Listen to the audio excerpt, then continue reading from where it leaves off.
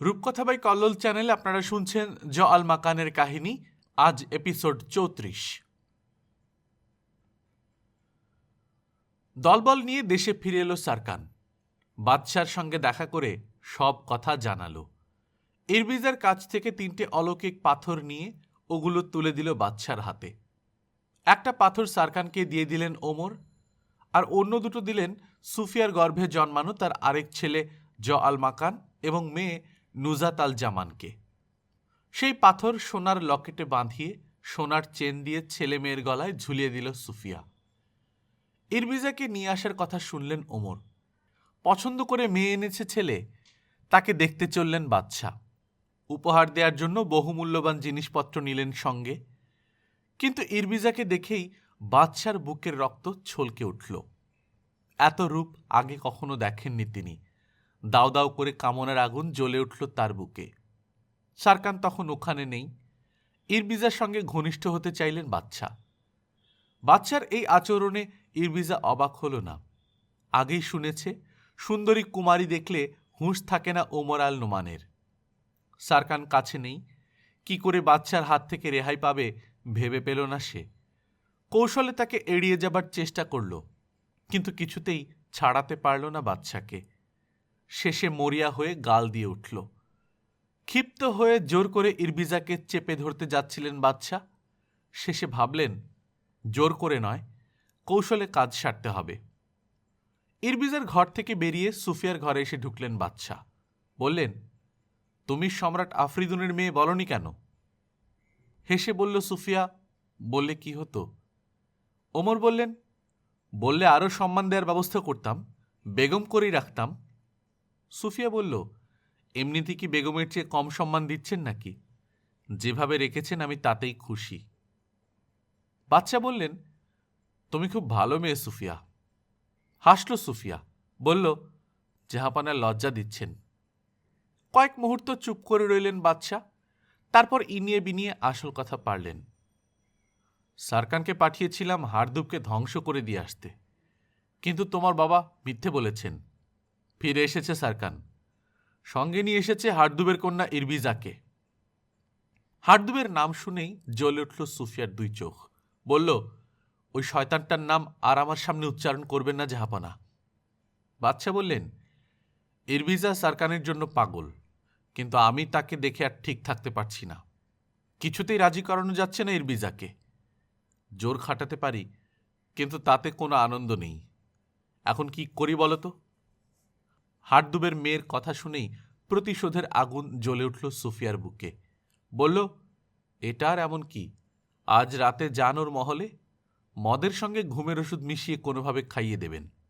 ঘুমিয়ে পড়লে যা খুশি করুন, ঘুম ভাঙলেও বুঝতে পারবে সবই। তারপর আর কদিন ওর সামনে যাবেন না, দেখবেন শেষে ওই আপনাকে ডাকবে। খুশিতে হাততালি দিলেন ওমর। বললেন, সাবাস সুফিয়া, তোমার বুদ্ধির তারিফ করতে হয়। যেভাবে বললে সেভাবেই কাজ করব। সন্ধ্যাবেলা ইরবিজার ঘরে এলেন ওমর। বাদশাকে দেখেই চমকে উঠল ইরবিজা। সারকান নেই। মনে মনে নিজেকে তৈরি করে নিল ইরবিজা। দরকার হলে লড়াই করবে, প্রাণ দেবে, তবু মান দেবে না। জানে সে জোরাজোরি করে একজন শক্তিশালী পুরুষ মানুষের সঙ্গে পারবে না, তবু বিনা লড়াইয়ে নিজেকে কিছুতেই তুলে দেবে না ওই লোকটার হাতে। প্রথমেই বাদশাকে চটিয়ে দিল না ইরবিজা, সমাদর করে তাকে বসতে বলল।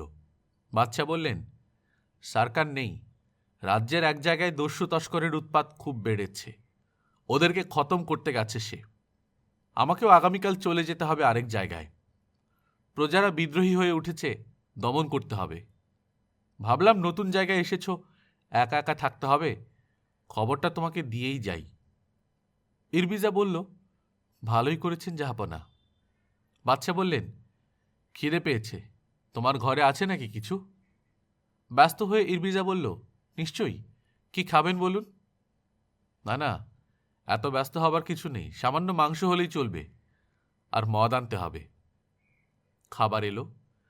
রেকাবি থেকে আরেকটা পাত্রে নিয়ে বাদশার দিকে এগিয়ে দিল ইরবিজা। বলল, নিন খান। সে কি, তুমি খাবে না? ইরবিজা বলল, না, একটু আগে খেয়েছি, আপনি খান। সামান্য একটু খেলেন বাদশা, তারপর মদের গ্লাস তুলে নিলেন। ইরবিজাকে বললেন, শরাবে আপত্তি নেই তো? ইরবিজা বলল, না, তবে বেশি খাই না। কথা বলতে বলতে গ্লাসে মদ ঢালতে লাগলেন বাদশা। ইরবিজার অলক্ষ্যে ঘুমের ওষুধের বড়ি ফেলে দিলেন গ্লাসে। দ্রুত গলে গেল বড়ি। গ্লাসটা ইরবিজার দিকে ঠেলে দিলেন ওমর। গ্লাস তুলে নিল ইরবিজা। বাদশাকে সে সইতে পারছে না। ভাবছে কোনো মতে লোকটাকে এখন বিদায় করতে পারলে বাঁচি। এক চুমুকে সবটুকু মদ শেষ করে গ্লাসটা টেবিলে নামিয়ে রাখল। মাত্র কয়েক মুহূর্ত, তারপরই মাথা ঝিমঝিম করতে লাগল। কিছুতেই খুলে রাখতে পারছে না চোখ দুটো। তবে কি মদের মধ্যে? আর ভাবতে পারল না ইরবিজা। লুটিয়ে পড়ল। সকালে ঘুম ভাঙল ইরবিজার। মাথার ঝিমঝিম ভাবটা পুরোপুরি কাটেনি, আছে তখনও। অবাক হল যখন বুঝল কম্বলের তলায় একেবারে উলঙ্গ হয়ে আছে সে। কাপড় চোপড় তো পরাই ছিল, খুলল কে? উঠে বসতে গেলে ব্যথা টের পেল তলপেটে। একটানে কম্বলটা ফেলে দিল গায়ের ওপর থেকে। বিছানায় রক্ত। এই সময় ঘরে এসে ঢুকল মাদি।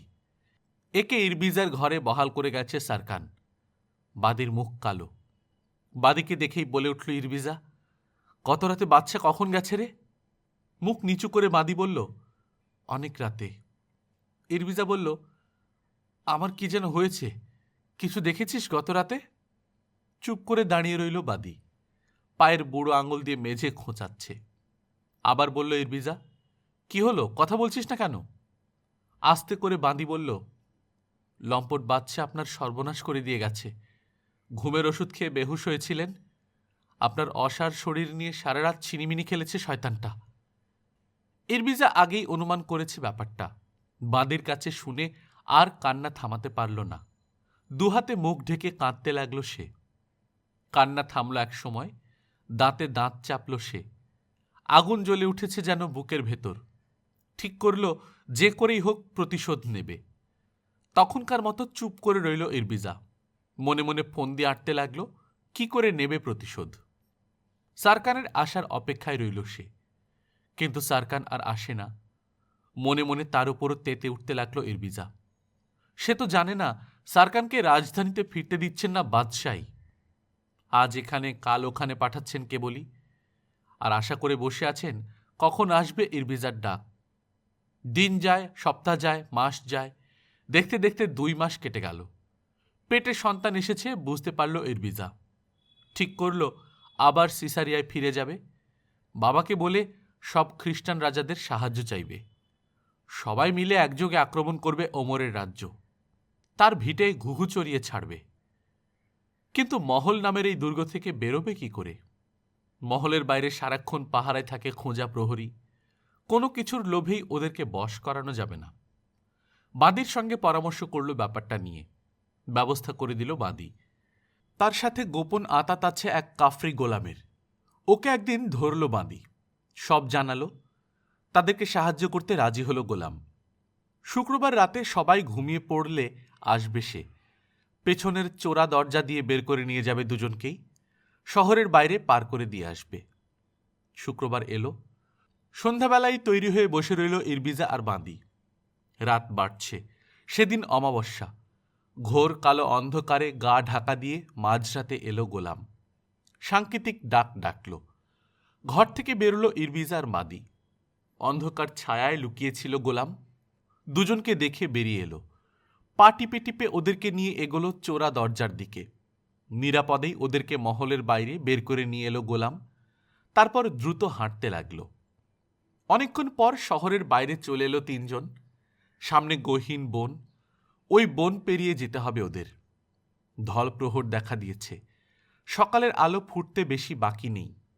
বনের কাঠুরেদের চোখে পড়ে যেতে পারে, তাই আর এগোলো না ওরা। ওখানেই একটা ঘন ঝোপ দেখে তার ভেতরে গিয়ে লুকালো। কোনো মতে কেটে গেল সারাটা দিন। ইরবিজার শরীর ভালো না। সারাদিন অসংখ্যবার বমি করেছে। একেবারে কাহিল হয়ে পড়েছে শরীর। কিছুই মুখে তুলতে পারছে না, বমি করে ফেলে দিচ্ছে।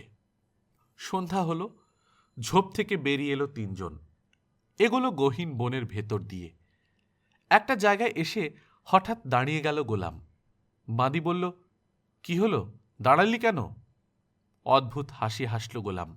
বলল, আর অপেক্ষা করে লাভ কি? জনমনীষীর ছায়াও নেই এখানে। ভাবছি এখানেই কাজ সেরে নেব। অবাক হয়ে গেল বাদী। কি কাজ সারবি? খিকখিক করে হাসল কাফরিটা। বুঝতে পারছিস না? সলজ্জভাবে হাসল বাদী। বলল, হতচ্ছাড়া মুখ পোড়া, কাজ ছাড়ার আর জায়গা পেলি নে। আগে রাজকন্যাকে তার দেশে পৌঁছে দিই, তারপর। আবার হাসল কাফরি। আমি তোর কথা বলছি না। চমকে উঠল বাদী আর ইরবিজা দুজনেই।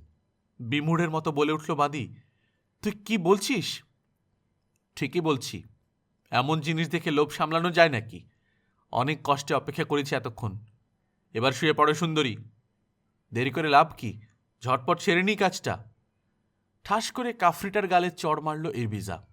আবার মারার আগেই তার হাত চেপে ধরল কাফরি গোলাম। কুৎসিত হাসি হাসল। ঝাল দেখিয়ে লাভ নেই সুন্দরী। দুর্বল শরীরে আরো বেশি কষ্ট পাবে। আমার যা দরকার আদায় করে নেবই। হ্যাঁচকা টানে ইরবিজাকে বুকের উপর এনে ফেলল কাফরি গোলাম কাফার। কুস্তির প্যাঁচে কাবু করার চেষ্টা করল ইরবিজা, কিন্তু শরীর এতই কাহিল, কিছুই করতে পারল না দৈত্যের মতো কাফরিটার। ইরবিজাকে টেনে শুইয়ে ফেলল কাফার। টান দিয়ে ছিঁড়ে ফেলে দিল পরনের সব জামা কাপড়। পোশাকের ভেতর থেকে চকচক একটা ছুরি বের করে এনেছে বাদী। পায়ে পায়ে এগিয়ে গেল কাফারের কাছে। ছুরি বসিয়ে দিতে গেল তার পিঠে। লক্ষ্য রেখেছিল কাফার। ইরবিজাকে ছেড়ে চট করে বাঁদির ছুরি ধরা হাতটা ধরে মোচড় দিয়ে ছুরিটা ফেলে দিল। তুলে নিয়ে নির্দ্বিধায় বাঁদির বুকে বসিয়ে দিল। আর্তনাদ করে উঠে পড়ে গেল বাঁদি। আর কোনো বাধা নেই। ইরবিজার দেহটা নিয়ে মেতে উঠল কাফার। অনেকক্ষণ পর চিত হয়ে শুয়ে হাঁপাচ্ছে কাফার। তার পাশে পড়ে আছে ইরবিজা। পায়ের চাপে মট করে শুকনো ডাল ভাঙার শব্দে চমকে উঠে বসল কাফার। চেঁচিয়ে বলল, কে?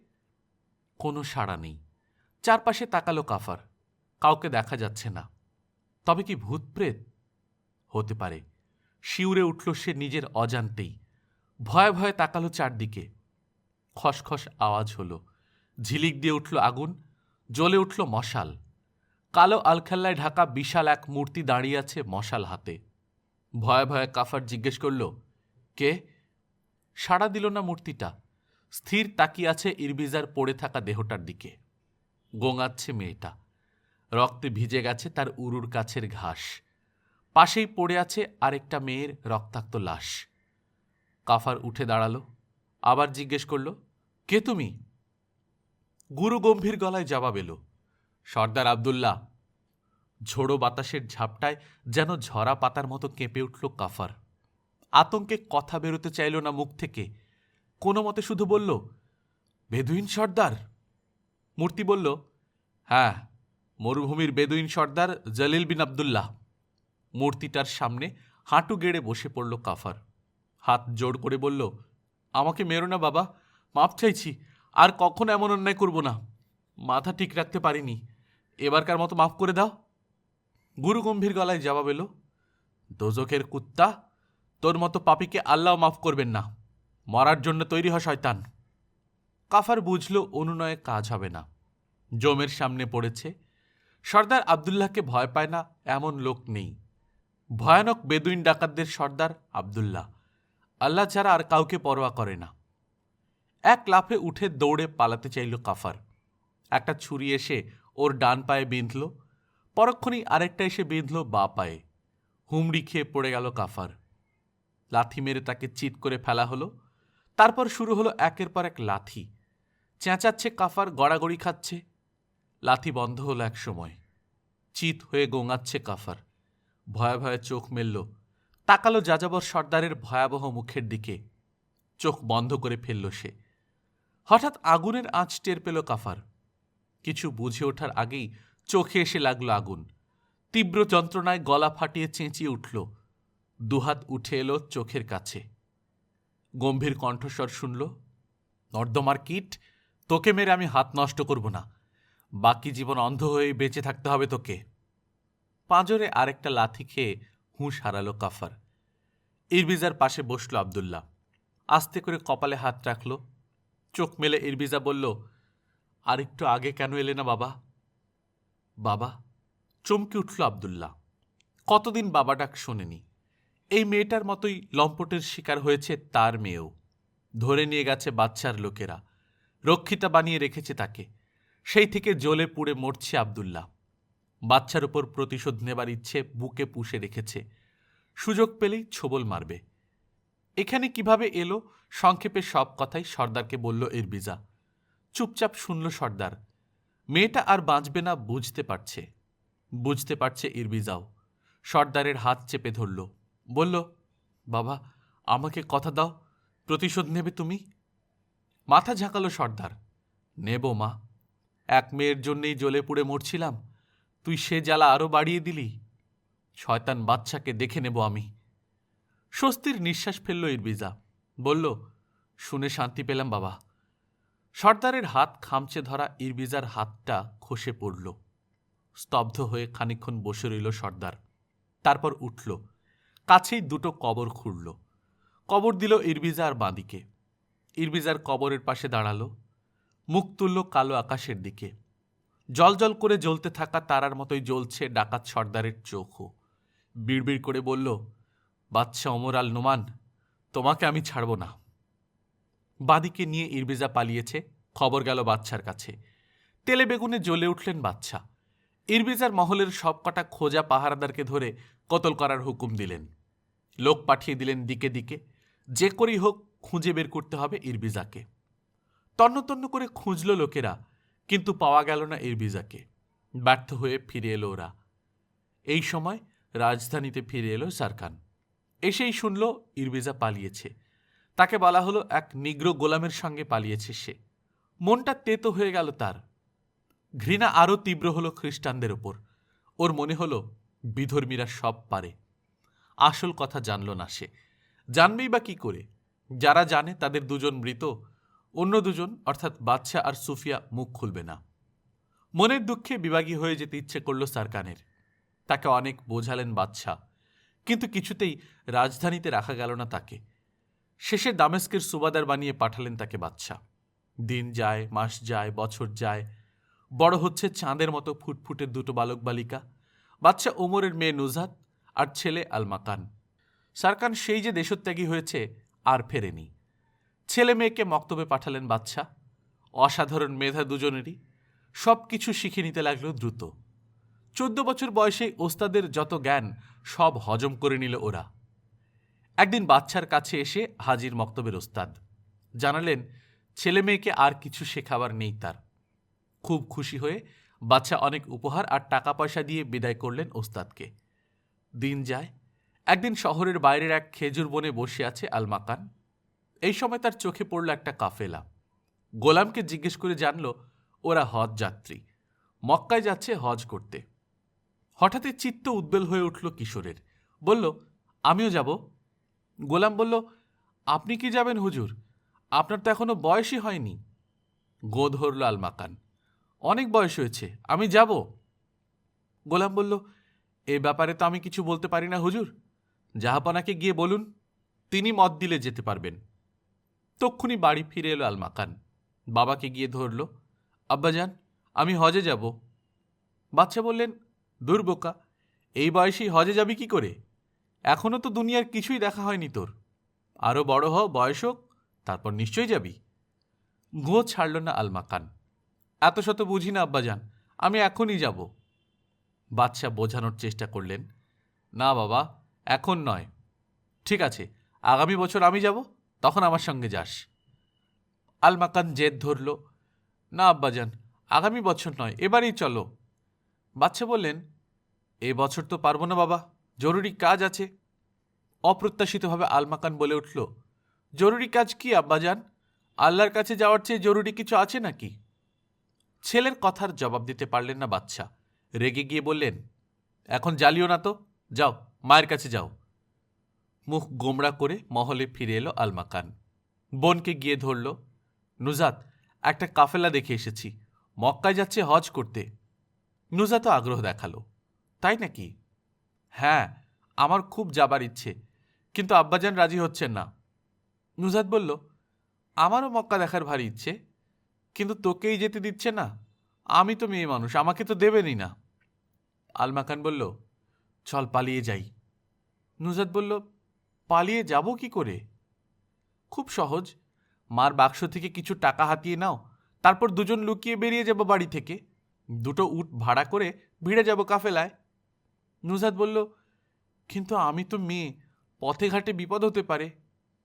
আরে তুমি মেয়ে মানুষ, কেউ জানতেই পারবে না, আমার পোশাক পরে ছেলে সেজে যাবে। আপত্তি করল না নুজহাত। ঠিক হলো সেই রাতেই বেরিয়ে যাবে ওরা। কথা মতো সে রাতেই বেরিয়ে পড়ল দু ভাই বোন। শহরের বাইরে মরুদ্যানে থেমেছিল কাফেলা। কথাবার্তা বলে উট ভাড়া করে রেখে এসেছে আলমাকান। চলল কাফেলা। নিরাপদে একদিন মক্কায় পৌঁছল দুজনে। হজ শেষ হলো, এবার ঘরে ফেরার পালা। ফিরে এলেই পারত, কিন্তু কপালে দুঃখ আছে, খণ্ডাবে কি করে? মক্কা থেকে অনেকেই ইহুদিদের পবিত্র শহর জেরুজালেম দেখতে যায়। মাকান ঠিক করল সেও যাবে জেরুজালেমে, সঙ্গে নুজহাতকেও নিয়ে যাবে। নুজহাতের বিশেষ মত নেই, বয়স বাড়ছে তার, রূপ ফেটে পড়ছে, বিদেশ বিভুঁয়ে এভাবে ঘুরতে আর সাহস হচ্ছে না। সহযাত্রীদের অনেকেই নিষেধ করল, বলল জেরুজালেমের পথ ভীষণ দুর্গম, তাছাড়া দস্যু তস্করেরও ভয় আছে, না গেলেই ভালো করবে। কিন্তু শুনল না আলমাকান। জেরুজালেম যাত্রীদের দলে ভিড়ে গেল। অর্ধেক পথ গিয়েই বুঝতে পারল সে ভুল করে ফেলেছে। সত্যি সাংঘাতিক দুর্গম পথ। দুজনেই অসুস্থ হয়ে পড়ল। ফিরে যেতে পারলে বাঁচে এখন আলমাকান, কিন্তু সে উপায় নেই, কাজেই এগোতেই হলো। জ্বরে পড়ল ওরা। কয়েকদিন পর জ্বর সেরে গেল নুজহাতের, কিন্তু আলমাকানের সারল না, আরও বাড়তে লাগল। ভীষণ চিন্তিত হয়ে পড়ল নুজহাত। অসুস্থ ভাইকে নিয়ে দিশেহারা হয়ে পড়ল সে। একদিন জেরুজালেমে পৌঁছল দলটা। যার যার মতো ভাগ হয়ে চলে গেছে। একা হয়ে গেল নুজহাত আর আলমাকান। আরও দিশেহারা হয়ে পড়ল নুজহাত। কি করবে এখন? ছোট একটা বাসা ভাড়া নিল সে, ভাইকে নিয়ে উঠল ওখানে। হাতে টাকা পয়সাও বিশেষ নেই, ফুরিয়ে এসেছে প্রায়। একটা হপ্তাও গেল না, ফুরিয়ে গেল টাকা পয়সা। এবার ভিক্ষে করা ছাড়া উপায় নেই। কিন্তু ওরা বাদশার সন্তান, হাত পাততে জানে না লোকের কাছে, কাজেই উপোস করতে হলো। দুদিন পর আর পারে না আলমাকান। নুজহাতের অবস্থাও খারাপ। শেষে ঠিক করল লোকের বাড়িতে কাজ করবে, পেট তো চলবে তাতে। পরদিন ভোরেই বেরিয়ে পড়ল নুজহাত। সকাল গড়িয়ে দুপুর হলো, দুপুর গড়িয়ে বিকেল, রাত হলো, তবু ফিরল না নুজহাত। ফিরল না পরদিন ভোরেও। একেবারে অস্থির হয়ে পড়েছে আলমাকান। আর পারছে না, দারুণ দুশ্চিন্তা হচ্ছে। নুজহাতের কোনো বিপদ হলো না তো? টলতে টলতে কোনো মতে বাড়ি থেকে বেরিয়ে পড়ল আলমাকান। জেরুজালেমের পথে খুঁজতে বেরোল বোনকে। অজানা অচেনা জায়গা, কাউকে চেনে না। পথ চলতে চলতে যাকেই সামনে পেল জিজ্ঞেস করল বোনের কথা। চেহারার বর্ণনা দিয়ে জানতে চাইল ওরা কেউ দেখেছে কিনা, কিন্তু কেউ কিছু বলতে পারল না। দুপুর নাগাদ একেবারে কাহিল হয়ে পড়ল আলমাকান। একটা বাড়ির বারান্দায় এসে শুয়ে পড়ল, বেহুশ হয়ে গেল। সামনের পথে খেলছিল কয়েকটা ছেলে, আলমাকানের বয়সী। ওরা দেখল হুঁশ হারিয়ে পড়ে আছে একটা ছেলে। চেহারা সুরতে বড় ঘরের ছেলে বলেই মনে হলো ওদের কাছে। নিশ্চয়ই কোনো বিপদে পড়েছে। চাঁদা তুলে কিছু টাকা জোগাড় করল ওরা। তারপর রুটি তরকারি কিনে আনলো। মাথায় পানি ঢেলে বাতাস করে হুঁশ ফেরালো আলমাকানের। খাওয়ালো। একটু সুস্থ হয়ে ছেলেদেরকে বোনের কথা জিজ্ঞেস করল আলমাকান, কিন্তু বলতে পারল না ওরা। সন্ধ্যা অবধি আলমাকানের কাছে রইল ছেলেরা। রাত নামতেই ফিরে গেল যার যার বাড়ি। আবার একা হয়ে পড়ল আলমাকান। প্রচণ্ড শীতে থরথর করে কাঁপতে লাগল। এই সময় সে পথ দিয়ে এগিয়ে চলেছে এক চোর। বাড়ির বারান্দায় একটা ছেলেকে পড়ে থাকতে দেখে মনে করল আরেকটা চোর হয়তো শুয়ে আছে, রাত বেশি হলেই চুরি করতে বেরোবে। আলমাকানের কাছে এসে ধমকে উঠল চোর। আয় বেটা, এখানে কি করছিস? চুরি করতে বেরিয়েছিস বুঝি? কাঁপতে কাঁপতে আলমাকান বলল, না ভাই, আমি চোর নই, বোনকে খুঁজতে বেরিয়েছি। আমার অসুখ, হাঁটতে পারছি না এখন। কর্কশ গলায় চোর বলল, বাটা হারামজাদা, মিথ্যে কথা বলার আর জায়গা পাসনি? দাঁড়া, এক্ষুনি কোতোয়ালকে ডেকে আনছি। হাত জোড় করে আলমাকান বলল, দোহাই তোমার ভাই, কোতোয়ালকে ডেকো না, পিটিয়ে মেরে ফেলবে আমাকে। বেশ, ডাকবো না। কি দিবি তাহলে? কি দেব? আমার তো কিছু নেই। চোর বলল, তাহলে চল বেটা কোতোয়ালের কাছে। এদিক ওদিক তাকালো চোর। কাছে পিঠে মানুষ আছে কিনা দেখল। দূর থেকে কথাবার্তার আওয়াজ ভেসে আসছে। ছেলেটা চেঁচিয়ে উঠলে ওরা শুনতে পাবে। আলমাকানের মুখ বেঁধে ফেলল সে, মারতে শুরু করল। অসুস্থ দুর্বল শরীর, কয়েক ঘা খেয়েই হুঁশ হারালো আলমাকান। আরও কিছুক্ষণ মারল ওকে। তারপর আলমাকানের ছেঁড়া কুর্তার পকেট খুঁজতে লাগলো চোরটা। ছেলেরা চাঁদা তুলে যে টাকা পেয়েছিল, রুটি তরকারি কেনার পরও কিছু ছিল, ওগুলো গুঁজে দিয়ে গিয়েছিল আলমাকানের হাতে। ওই টাকা খুঁজে পেল চোর। অসুস্থ ছেলেটাকে একটা হামামের পাশে ফেলে রেখে কেটে পড়ল সে। আপনারা শুনছিলেন রূপকথা বাই কল্লোল, আরব রজনীর গল্প, এপিসোড 34। আল মাকানের গল্পের বাকি অংশ শুনবেন এপিসোড 35-এ আগামীকাল। আমরা নিয়মিত গল্প পাঠ করে শোনাচ্ছি। আপনারা যারা প্রথমবার মতো শুনছেন, কাইন্ডলি সাবস্ক্রাইব করে নেবেন। গল্প পাঠ ভালো লাগলে বন্ধুদের সাথে শেয়ার করবেন। নিজে ভালো থাকবেন, আশেপাশের লোকজনকে ভালো রাখবেন। টাটা।